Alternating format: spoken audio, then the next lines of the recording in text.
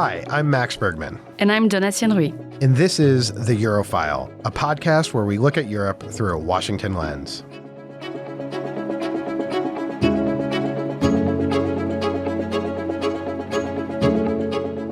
Welcome to another episode of The Eurofile. Today, we'll discuss last week's German elections and what the results may portend for Europe. Then we'll turn to a conversation with Sander Tordoir, chief economist at the Center for European Reform, to discuss the state of Germany's economy and how a new German government may change the country's economic trajectory. We hope you enjoyed the show. Max, lots coming out of Berlin after elections on February 23rd. I'll briefly recap the results and then I want to hear your take on what's happening. But in short, the CDU, the right-wing center-right party led by Friedrich Merz, won the most votes with about 20.5%.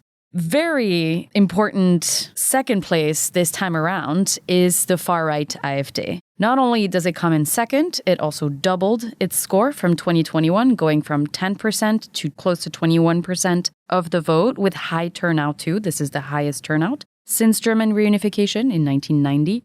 And pretty shockingly, probably for that party, the center-left SPD came in third at around 16%. They were at 26% in 2021. So a lot of movement in the political sphere. The CDU coming in first, not a huge surprise. I think this is what we've seen in the polls for a few months now. I'll just say, I think what's interesting is also the age breakdown of some of the votes. The age category that voted the least for the AfD is 60 plus. I think we see this across a lot of Europe, more memory of what far right was like. And the AfD's biggest supporters were from the 30 to 44 category. Also an interesting stat. We've seen similar things in France. So with that said, let me turn it over to you. What do you see in the tea leaves coming out of this election? Well, first, I think this is a momentous election for Europe. It's been a lot of focus on the AfD, and we'll talk about that. But sometimes people just need to accept the good news, right? This is almost as good as possible an outcome for the European Union, for the European project, for Ukraine, that I think you could have wished for. Now, there's some things that we'll talk about where it could have been a little bit better, but what was really dramatic on the night is that it really mattered if BSW got above the 5% threshold and therefore was going to be in parliament and therefore change the kind of math of how the parliamentary seats were arrayed, which then was the difference between a two-party and a three-party coalition. Also potentially the difference between reforming the debt brake, which we'll talk a lot about on today's episode, or not. And, it was like watching a U.S. election where you're looking at some Buck County or some place in Wisconsin that you've never heard of, and you're looking at those county returns and said, oh my God, there's like 20% of the vote left. The BSW party went above 5% like towards the end of the night because there was this wave of returns in from the east, and then they went back down below 5%. So that, I think, absolutely pivotal. So the big thing that I think, if you are not focused on Europe and what do you think about these elections, Germany now has a coalition that can govern. Right? It's been a while that you have the CDU can form a coalition with the SPD. They know how to work together. So I think that is really monumental. The other thing I would say is that Friedrich Merz, who's the new chancellor, most likely, if you can form the coalition, which we expect him to be able to do, was incredibly strong in his statements after the election was over. Germans do this great thing where they bring up all the leaders of the various parties to sit around a table and just to chat about things. And suddenly you had a real discussion, finally, about foreign policy, about economic policy. And Merz's statements, I think, was fairly earth-shattering in some ways, I would describe. So Merz, at this roundtable discussion, as the votes are still pouring in, they kind of know what the general outcome will be, but they don't know the exact total. He says, quote, "My absolute priority will be to strengthen Europe as quickly as possible so that step by step we can really achieve independence from the USA. I never thought I would have to say something like this on a television program, but after Donald Trump's statements last week, at the latest, it is clear that the Americans, at least this part of the Americans, this administration, are largely indifferent to the fate of Europe." And this guy is one of the most dyed-in-the-wool transatlanticists that you can imagine. He was the head of Atlantic Brücke, which is an NGO advocacy group in favor of the transatlantic alliance, very prominent in Berlin and in Germany. And for him to say that, I think is somewhat earth-shattering, because what we see from a lot of European leaders is they go and they look for little strands to say, oh, actually, maybe the Americans are going to be exactly the same as they were. Always looking for the best possible outcome. And here, I think, was a very cold analytical view of what they see from the United States and a determination to take action. Now, what action that will be, I think it remains to be seen. But at the very least, what we had with the previous coalition and with Scholz as chancellor was an unwillingness to really lead at the European level. And immediately what we see from Merz is a willingness to, push Europe to do more. And frankly, it's usually Germany that is the obstacle, that is the problem, that everyone is pushing to do more and won't. And so that, to me, recognizes that you see a chancellor that believes they have a real problem. It's not trying to minimize the problem, but in some ways is embracing the problem. And then, we can talk later about what he plans to do about it. But that was, I think, major takeaway. Yeah, and that statement that you read is so strong coming from him. I think the very first part of it is music to a lot of people's ears around, pushing Europe to do more. The second part, for other dyed-in-the-wool transatlanticists, I think it's a bit jarring, but feels very much like where we are at this moment. And Merz is coming in, I think, with a lot of energy. We can talk about the results. Of course, they were hoping to be above 30%. That didn't quite happen, but still first place, still should be fine to do a grand coalition. Regardless of that, he comes in with a lot of energy, a long to-do list, but also a clear statement of intention that he wants to do these things. And after you and I have been talking for the last 2 years on this podcast about the slow grind of this past coalition, this three-party coalition, like waffling around on all of those issues, it's kind of a breath of fresh air of Merz coming in, announcing all these things, obviously not just on the foreign policy part in Europe, but also domestically. We can talk about that more. Just one sign of this, he was already on the phone with President Macron this morning. We're recording on the day when Macron is in Washington, D.C. to meet with President Trump. To align, he said we are perfectly aligned on the message that is about to be delivered to the White House. So that in itself is also really important, because as much as we've talked about Germany sputtering around, we've also talked a lot about the Franco-German engine within the European Union sputtering as well. And that's another hopeful sign that if the two of them get along well and have a similar vision, which I think they do, there could be a lot of forward movement, hopefully quickly, and a very strong signal to be sent to other European members who might be like a little more on the fence about big moves that need to happen.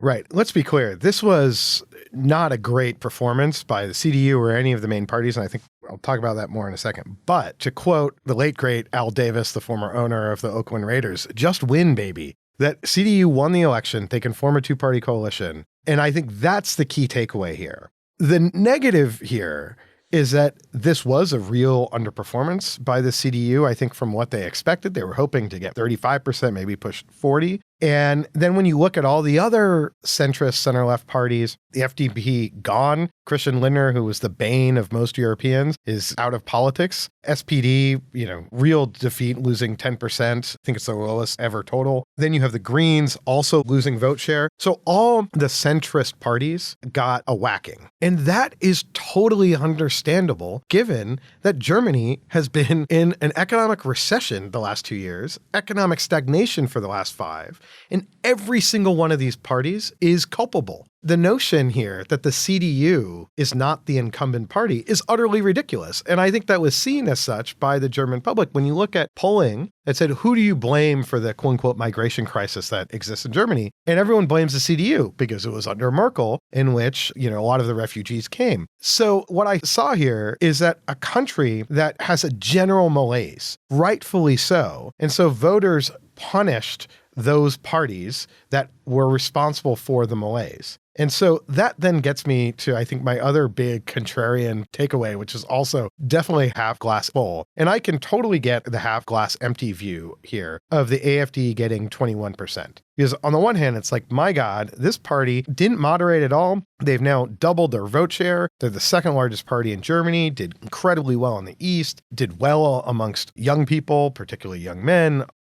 Sky is falling. Is this sort of the rise of kind of a neo-Nazi party? And, we look at the 1920s and 30s and what's going to happen the next election. I think the way I look at this is Germany has a real chance here. That the centrist parties got whacked because they were crap at governing, right? The country was not in a good place. And so 35% of the vote went to basically anti-establishment parties on the left and the right. But the AfD had a real opportunity here, I think, to do even better.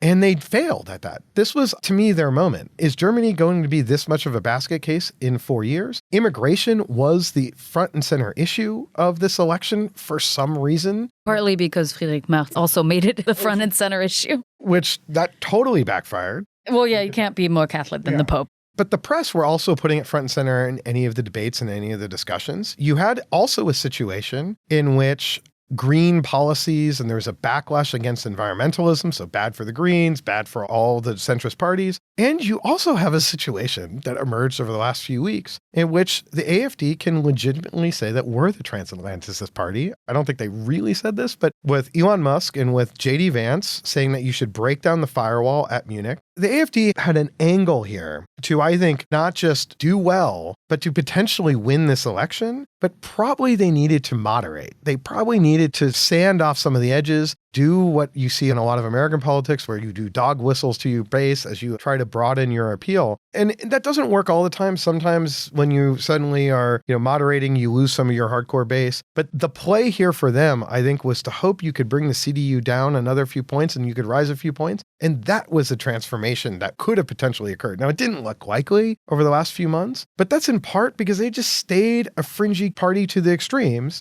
And then I think their other big hope was that they would be the opposition, right? That Friedrich Merz would be forced to have a three-party coalition that had the SPD and the Greens. The FDP is gone. And that almost happened if BSW got 0.03% more of the vote. Then the AfD would have had 4 years to shout as the kind of main opposition. But instead, you now will likely have the Greens as probably the main establishment opposition. And Die Linke is there that has done quite well, which we should talk about. Victory was sort of almost there for them. And I think it's been pulled away. And I think they're now in kind of somewhat a precarious long-term position. I think on the national stage, probably it depends, obviously, what they do with their opposition role in the Bundestag. Unfortunately, I do think when you look at the map, the fact that the geographic breakdown of the AfD's support remains heavily concentrated in the East makes it look to me like there's going to continue to be a bastion of support for them in the East. Now, of course, this incoming coalition has the next 4 years try to do something about that. Obviously, as we've talked about multiple times, break through the debt break, which is, I think some observers would agree, is holding back the German economic model, which is just really, really slowing down and would help a lot of these Eastern areas that really need an influx of investments and financial support from the state. So obviously it depends if they can transform the SA. I think the support for AfD in the East will hopefully be tempered. As you said, we should talk about Die Linke because that is a pretty surprising thing out of an election that is overall not that surprising in terms of numbers. So Die Linke is a far-left party that was on the brink of extinction from the Bundestag, the way the FDP has gone, but in the last few weeks of the election has really managed to leverage this immigration debate that is happening on the national stage. It used things like TikTok, videos. They had some really powerful statements in the parliament that they managed to get out there. And I think a sign that this worked is that in the 18 to 29 age range, Die Linke is the first party with 23%. Now, AfD is the second party with 21% in that age bracket, but this kind of appeal through newer channels to newer voters really does make a difference. And I think that clearly pushed Die Linke back up to close to 9% at this point. They were at just about 5% last time around. So there's kind of an interesting wind of renewal. It's sort of a shocking development because Die Linke didn't get above 5% previously, but they won a few seats so they could still have some representation in the parliament. But, everyone left them for dead because BSW broke away from Die Linke as this kind of far left, far right party. What Merz did, and it totally backfired, was trying to steal the immigration issue from the AfD, or to demonstrate to voters that, look, I am not Angela Merkel on immigration, I'm quite strong. And so he was flirting with the breaking of the firewall to try to pass in Congress a very hawkish immigration bill that then was going to need AfD votes to pass. And what you saw with the previous coalition, with the SPD and with the Greens and FDP, they were all sort of playing with being hardliners on immigration, because, that is the more popular position in Germany. And what you then had at this debate was the leader of Die Linke, Heidi Reichenach, take the stage. And it's worth watching in YouTube in its original German, because even if you don't understand what she's saying, you can see the passion, the strength. And what that did is sort of revive the left-wing view, really sort of moral outrage, both at Merz for playing with the firewall and also saying, like, these people aren't inhuman. And what are we doing here? And when you see the Greens kind of like not really any place, I think that stole a lot of votes from the Greens and led to their revival. And it showed that, sometimes taking really strong moral stands in a parliamentary system where people get to vote for the party that really corresponds with their views, it really let them flourish. And I think that leads to another thing. The deep underperformance, I think, of the Greens. Well, in some ways, they lost the fewest amount of votes relative to other parties in the coalition, like FDP is gone, SPD lost 10%. Again, I will go back. I think on the issues, the win was at their back in terms of Russia, in terms of China, in terms of how to grow the German economy, even on green policies where there's been a bit of a backlash. But what I think the Greens sort of have struggled with is, how do you look like a safe governing party, but then also stay true to your kind of progressive roots? And I think they sort of failed to do both. They stayed in this coalition. Despite this coalition, I think I kept on calling it a suicide pact, and it clearly was. And it ended up killing like the FDP, but it really hurt the Greens. And it always struck me that they should be the one to end this coalition, especially when they couldn't implement their agenda. Because if you're kind of a progressive voter and you're looking at this and you say, well, the Greens didn't deliver on their agenda to me. And if you're kind of a moderate voter, maybe green curious and agree with them on some of the international relations issues, you're like, but they're still like out to lunch lefty hippies that tried to, get rid of my gas boiler. And they kind of sort of were nowhere. And I think they played it very cautiously.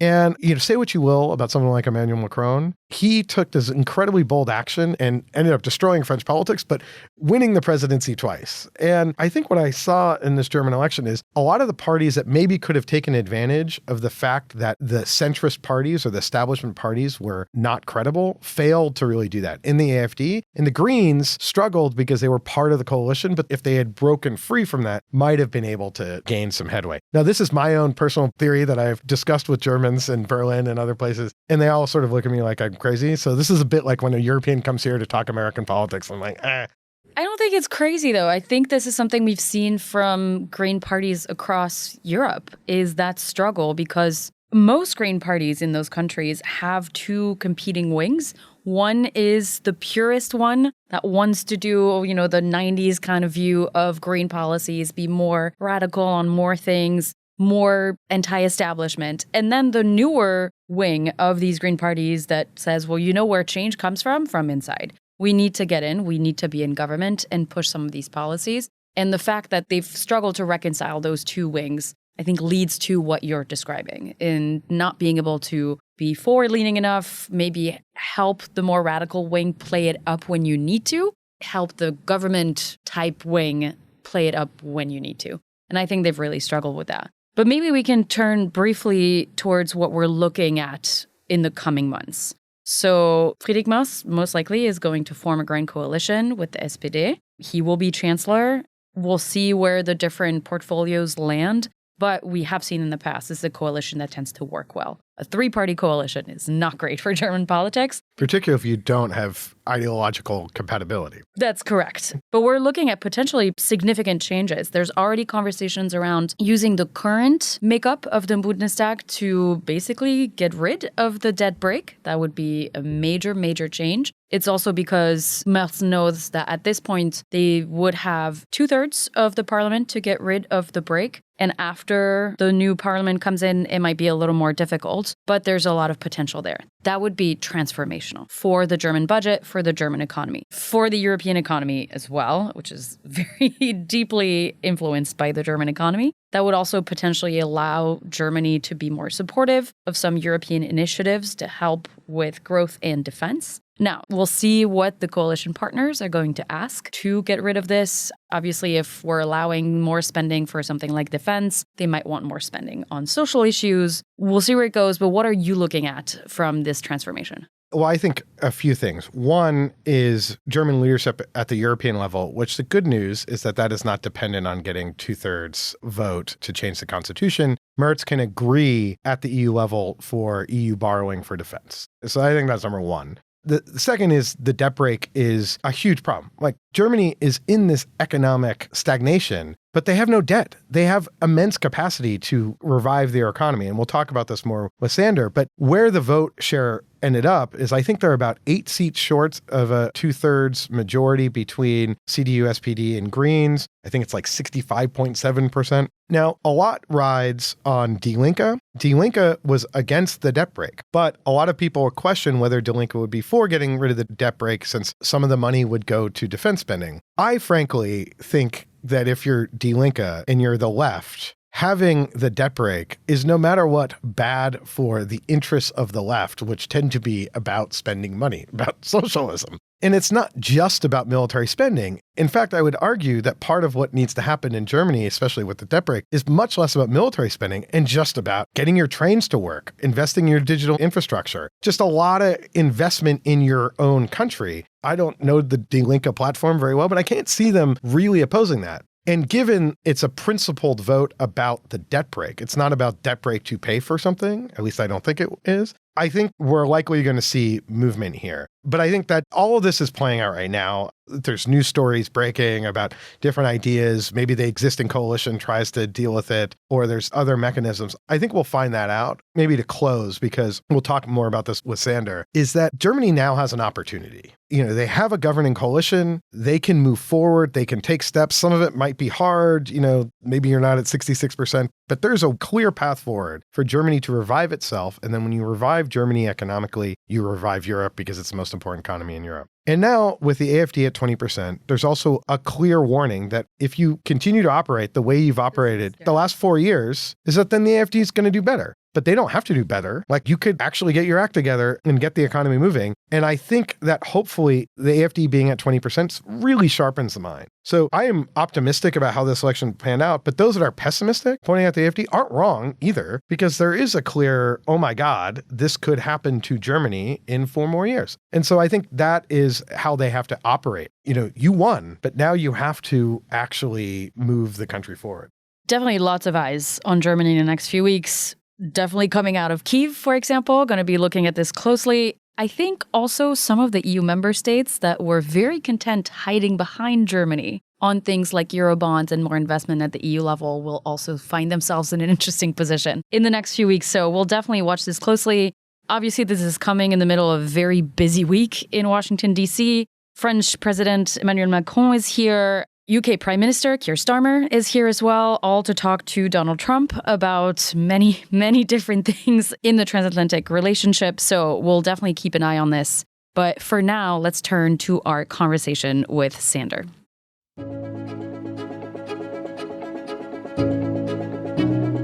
We are thrilled to welcome Sander Tordoir to the Eurofile. Sander is a chief economist at the Center for European Reform. He works on Eurozone monetary and fiscal policy, the institutional architecture of EMU, European integration, as well as Germany's role in the EU. Prior to joining the Center on European Reform, he worked as an advisor to the ECB representative at the International Monetary Fund, covering the IMF's surveillance of euro area policies and sovereign debt issues. Before his posting in Washington, he was an economist in the ECB's EU institutions and Fora division, where he focused on the EU's policy response to the COVID-19 pandemic, economic and fiscal governance, banking union, ESM reform, and the ECB's relations with other EU institutions. He is, I think, one of the foremost experts on European economic issues. He's a must follow on social media. Sander, great to have you with us. Thanks so much for having me. So we just had the German elections. Then Etienne and I just had a long conversation about the impacts of the German elections. We were sort of saving the kind of big question about what does this mean for the German economy for our conversation. So what do the German elections mean for the German economy? What do you see the prospects and how important is this for Europe as a whole?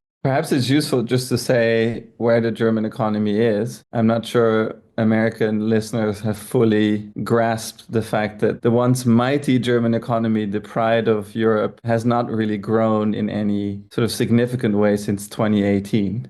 So we've had essentially throughout the pandemic an energy crisis booms and busts. But if you just look at the balance of things, we're flat for 4.5 years, right? So you said 2018, so 7 years? Yeah, I mean, 2019, Germany still eked out a little bit of growth. And in fact, German weakness in 2019, which everybody's forgotten about because then the pandemic hit, but was one of the reasons, I think, why the ECB started a new batch of asset purchases because inflation and growth were so weak going into the pandemic already. And that was, to an important extent, a German story. And so, it's quite concerning. I think there are deep structural problems in the German economy that have been left unaddressed for a long time. And then there is a number of geopolitical shocks that are hitting the German model. And so the question on the table is, can Friedrich Merz and his new coalition get the German growth engine going again? And my personal view is that requires profound change in the German growth model and really a rethink of at least 10, if not 20 years of German policy. And maybe we could break down a little bit. So the key question is the German debt brake, the requirement in their constitution that they have to have a balanced budget. What do you think the prospects are given what just happened in the election that Germany deals with this? I mean, to me, it seems like it's going to happen and everyone's sort of fretting about Die Linke.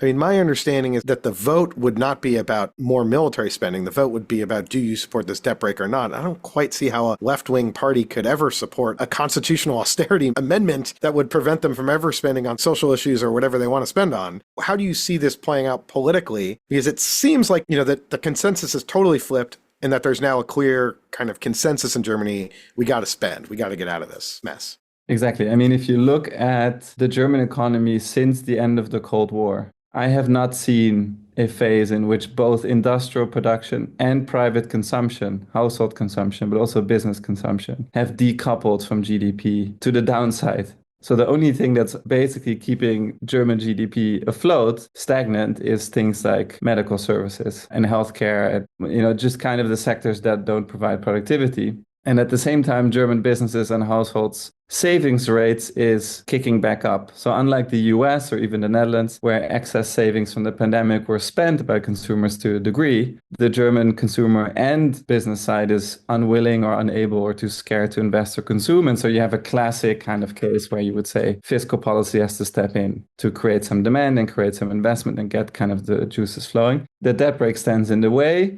What are the politics right now? We're in this bizarre situation, as you say, that the centrist parties, the CDU, the Greens, and the SPD fell just a few seats short of a 2/3 majority for constitutional changes. And so they're looking at the left party to bring it across the finish line. And it's kind of a bizarre situation where the left is fundamentally opposed to the debt brake. But given their, at least historically close ties to Russia, they are hesitant to spend on defense. And so we have a very difficult negotiation upcoming where the various parties have to agree on a debt brake reform. And at the same time, it will not happen under the veil of ignorance. And it will also be an agreement on what will we actually spend on. The CDU wants to spend on defense. Merz made very clear NATO is more or less dead. Germany has to take its security fate in its own hands, rightly so. The SPD wants to spend on industrial policy, the Greens want to spend on climate, and the Linke wants to spend on social programs, but not on defense. And how to square that circle, I think, is now the big political question hanging over Berlin. Just one quick thought. I guess the fear is that the Die Linke kind of overplays their leverage and really tries to essentially enter into negotiations as sort of about the German budget going forward. And then you have the CDU and CSU not being, I think, fully extremely united in removing the debt brake. And if there's so many concessions to the far left party, then you have a problem. Well, I'm just curious to get a little bit in the weeds on two things that you mentioned. First, earlier you talked about the need for profound change in the German growth model. And you mentioned the fact that, unlike in some other countries, the savings that were accumulated during COVID just were not spent. On the second point first, why do you think that is? What is it about German consumers that led them not to spend the way others have in other parts of Europe even? And then on the former point, when you say there needs to be a profound change in the model, what are you envisioning? Let's say under an ideal scenario where that debt break potentially goes away and we see a grain coalition. Right. I think these two questions are, in a sense, interlinked. So the German success model of the 2010s, in which Germany grew quite well, was driven by its industrial export engine. Germany built up very large trade surpluses driven by exports of cars, but also machines, chemicals. And that model at home was driven by tight budgets and essentially voluntary wage restraint on the part of the unions. There's a political economy system here in which the entire German policy levers, but also the different actors had agreed on this model, implicitly or explicitly, basically running the economy cool at home so that German products were very competitive internationally. And that worked as long as the US and China, as the two largest economies, but also other economies, basically provided strong demand for German products. Now that has been severely impaired, in part because the energy crisis unleashed by Russia's war in Ukraine and the lack of essentially affordable, reliable gas for German industry means that the supply side of that equation no longer works as well. But the other big shock has been that China has, over time replicated Germany's industrial base. And it now produces the exact same products that Germany used to excel at. And at the same time, China's economy has shifted from a real estate-driven growth model 3 years ago to an export-led growth model. And so across global export markets led by China itself, but also in other third markets, Germany is getting pushed out. So the only way, in my view, that Germany can offset the shock that they are suffering from losing export markets is by relying more on the European and the home market. But given that the whole setup was to rely on global demand, not local demand, this is a big change for Germany, right? And so I think that's the fundamental challenge. Doubling down on the old model, for example, slashing wages or letting the economy stay cool, presupposes that there would again be global demand for German product. And that is a dead end because China is basically pushing German products out of the Chinese market and replacing German products in third markets. China is running a $2 trillion surplus in manufactured goods. It exports 4 manufactured goods for every one that it imports. It is not a trading partner that is particularly ideal for Germany at this stage. And Mr. Trump has made very clear that he's not waiting to see more Mercedeses on the roads of New York. And so there are also American tariffs that will choke off access to American demand for Germany. That leaves one large consumer market for German products, which is the European market itself, and possibly some free trade deals with other countries, but that's not going to be a game changer. Can I just jump in and ask you, at the end of the first Trump administration, we had the European Union led by German Chancellor Angela Merkel pursuing a trade and investment agreement with China. They reached it in December 2020. The incoming Biden administration sort of freaked out. There were then sanctions over Chinese human rights abuses that came right at the beginning of the Biden administration. China then does wolf warrior diplomacy in response. It sanctions European members of parliament, and the trade and investment agreement gets frozen by the European Parliament. But what was that deal? Can you maybe talk a little bit about, would that have helped the European economy? Because the way you're outlining, I think makes perfect sense to me that the European and Chinese economies are kind of, they're competitors, arch rivals, especially Germany and China. Yet we see German companies really wanting to maintain access to China, really pushing down any sort of rhetoric about competition with China. So maybe you could talk a little bit about what that economic vision was, and has that just completely run aground? Because you hear a lot of talk now that Europe should turn back to China, given the tension that is likely going to occur in transatlantic relations.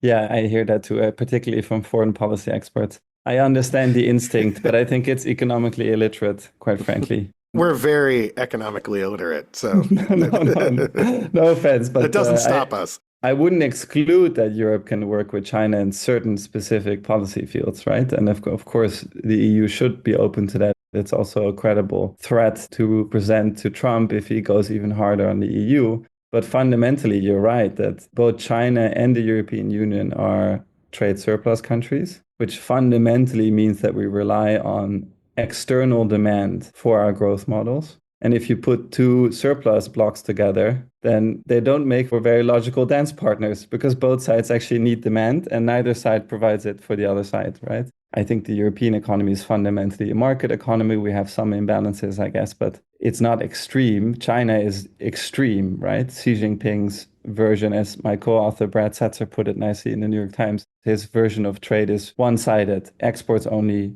no import reliance. So this is not a China that will provide demand for European products. And so it seems very hard to me to make that work. The division that Merkel in her sort of last phase as chancellor was endorsing was essentially the legacy of the old relationship between China and Germany that was already starting to fray at that stage. Because Germany was, in many respects, the unique exception to Chinese policy. It was one of the few countries to build up a sizable export business to China. And that was, in a sense, a coincidence. It just so happened that China, for its industrialization, for its growing elite and middle class, had demand for German machines for the factories and demand for German cars. Most other countries, did not build up nearly as significant an export business to China, because even back then in the 2010s, China has always not wanted to rely on too much imports. And so I think that's where the German push came from, to iron out some of what they then perceived, I think, as minor conflicts about intellectual property theft,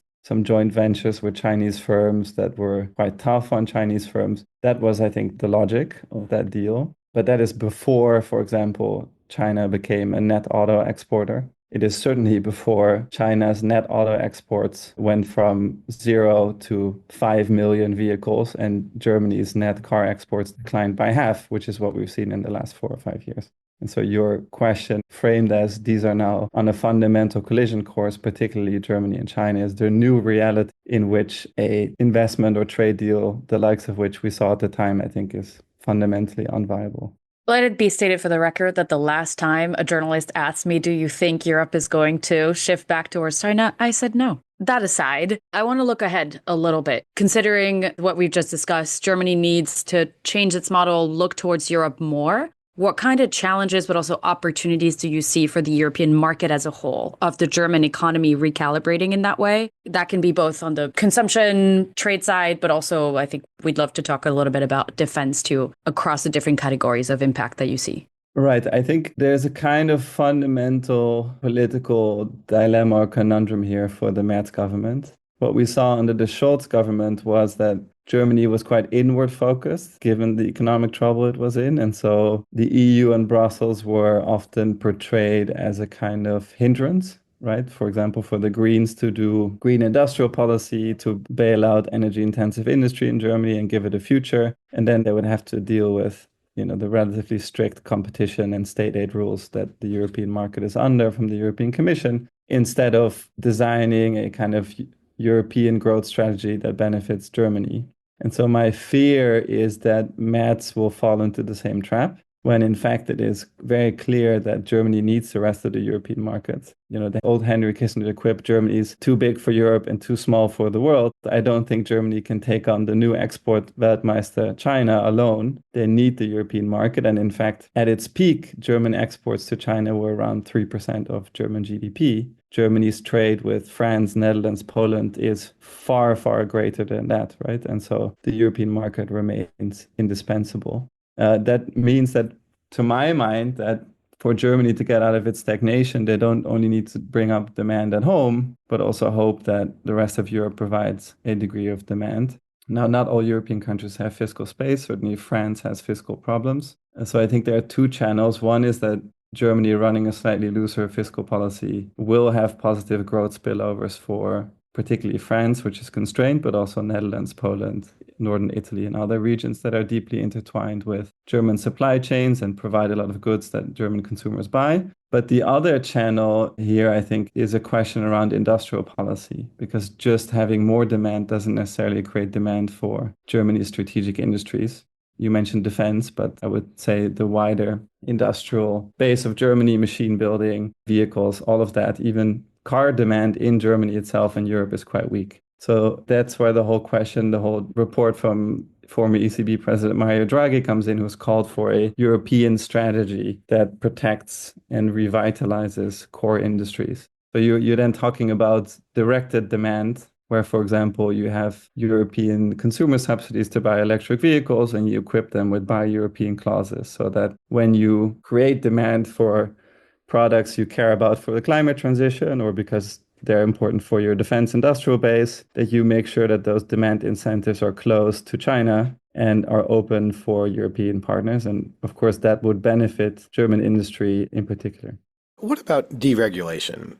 It seems like that is sort of the topic du jour. There's a lot of discussion in Brussels about the need to deregulate. At the same time, it seems like people are growing a little wary of the green transition, although it strikes me that you kind of need the deregulation to really advance the green transition, to build out clean technology space in particular, because Europe's energy imports are just incredibly expensive, adding to the lack of competitiveness. But how do you see the deregulation discussion playing out? Is that sort of a key to unlocking European growth? What's your view? I have a nuanced view on this. I think the deregulation agenda and the almost religious belief that deregulation is going to rekindle magically European growth, I think is a hoax, frankly. There is no world in which regulation is to blame for Germany losing like half its net car exports. I just don't buy it. And if you look at decompositions of Germany's GDP shortfall versus its pre-pandemic growth path in the order of magnitude of 5 or 6% of its GDP, not unlike the Brexit shock, it's roughly 40% energy, 40% China, 20% other stuff. And so if we spend 80% of our political capital fixing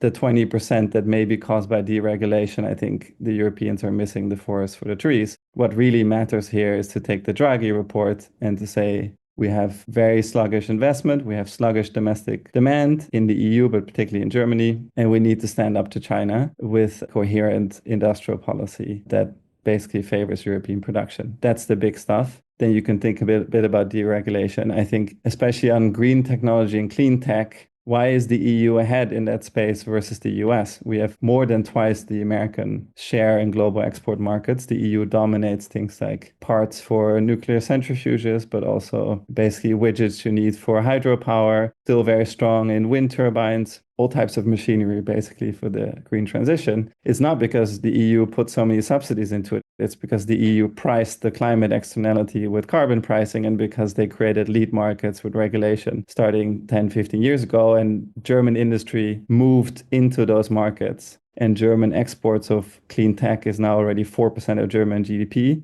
bigger than its China business ever was. So if you erode all of the progress that Europe has made towards the green transition, you're basically killing one of its most promising sectors. That doesn't mean that in some areas maybe regulation is a bit overdone and you can rationalize and simplify. But the risk I see is that there's this bonfire of regulation that doesn't actually solve the major shocks that the German economy is facing. I want to maybe lastly turn to defense and the need for Europe to find a lot of money to invest in its rearmament as well as supporting Ukraine. I think you've come out with some really excellent reports on looking at EU defense borrowing, Eurobonds. It's something that I've called for ad nauseum for the last number of years. I think we agree, but see it slightly differently. You don't think there's a free lunch here, while I see a totally free lunch. Maybe you could sort of describe kind of what's your perspective on EU defense borrowing. Look, Max, I understand from the DC perspective. You see there's lots of fiscal space in Europe because we have a lower aggregate debt and deficit level than the US, and in fact than China if you count provincial and central debt together. That's all true.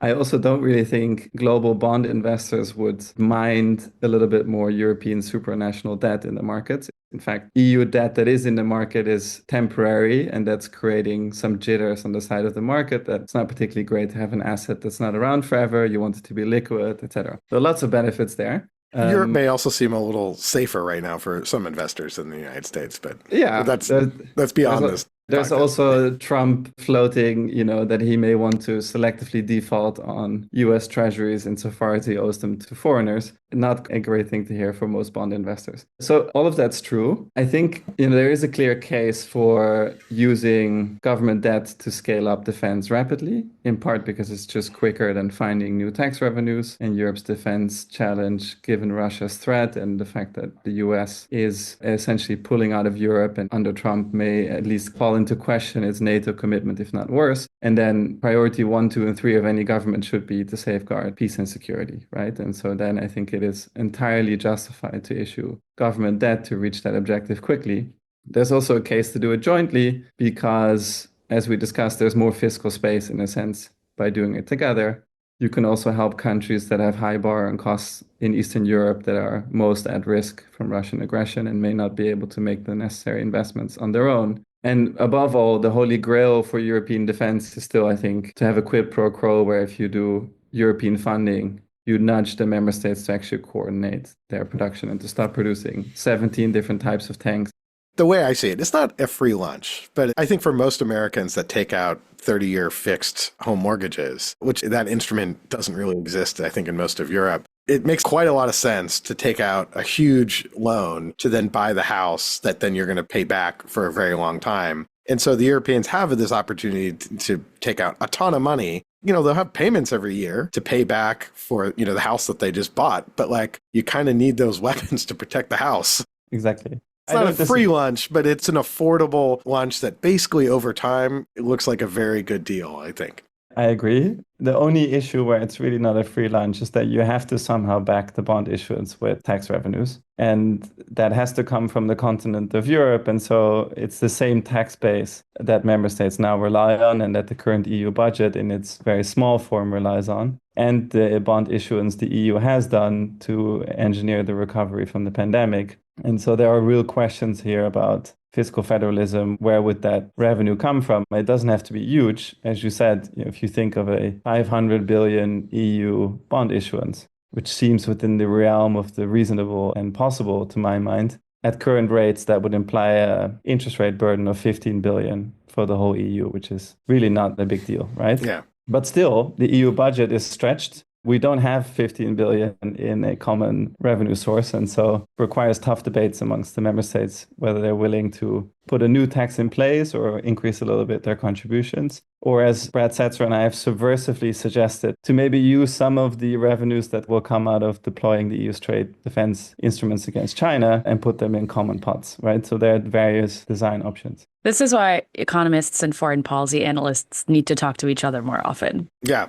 We're way over time, but I have one additional just pie in the sky question, which is that, I've seen Russia and China seeking to try to find an alternative to the US dollar. The Russians talk about it all the time. But if the US EU economic spat gets out of control, let's just, fast forward 2 years, tariffs are high. The Europeans have killed off American social media companies, leading to more US retaliation. US is sanctioning European officials left and right. Don Etienne is making a face at me. But 6 weeks ago, this would have sounded crazy. Now we're kind of more in the realm of potential possibilities. And the U.S. is using its leverage of the dollar system against Europe, which it did vis-a-vis Iran sanctions in the first Trump administration, where it did secondary sanctions against Europeans. It strikes me as that the alternative to the dollar is the euro. I mean, this was sort of discussed at the early days of the euro. Is this entering into any conversations in European circles, or is this foreign policy hands getting way over their skis again? Probably getting a little over your skis there. I think we should cut this from the... keep going. It's an interesting question. The internationalization of the euro has not been a big success story. The euro is the second most important currency in the world, but by a very large distance to the dollar, which is in part a reflection of what we're talking about. In the German case, the EU has not been willing to build very deep capital markets. Its capital markets union project has stalled for a decade. The EU has also not been willing to be the bond issuer of last resort, to put loads of safe assets into the market. The only country in the EU that does that is France. It's still too small to really drive a sort of internationalization of the euro at a global scale. So who knows? I do think it would require a rethink of many levers of European policy and power. But I do think if there's more jitters on the market side on the stability of the US court system, on the rule of law, on the kind of fundaments of what drives the stability of the dollar globally, you will see some, I think, diversification in particular to Europe. Not a sea change, but on the margin, I would expect you'll see some of that. And is issuing more European debt critical to that? Yeah, probably. So then we're back to your point of do the one and you get the other. Yeah. We could go on and on and on. But Sander, this has been a fascinating conversation. Thanks so much for joining us today. Thanks for having me.